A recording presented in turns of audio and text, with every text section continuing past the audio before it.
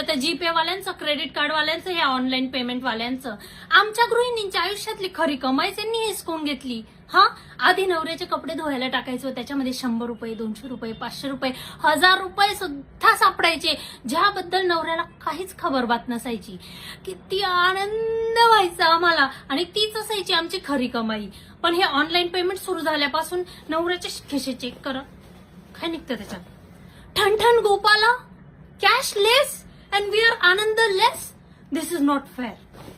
मान्य आहे, आमच्याकडे पण क्रेडिट कार्ड आहे, आमच्याकडे पण जीपे आहे, पण नवऱ्याच्या खिशात सापडलेल्या पैशांमधून शॉपिंग करण्यात जी मजा आहे ती क्रेडिट कार्ड आणि जीपे मध्ये कुठे कुठे? सगळं काही दिसतं नवऱ्याला, कुठे काय खर्च केलाय? म्हणजे चोरून चोरून शॉपिंग करण्याची आमची मजा सुद्धा घालून टाकलेली आहे.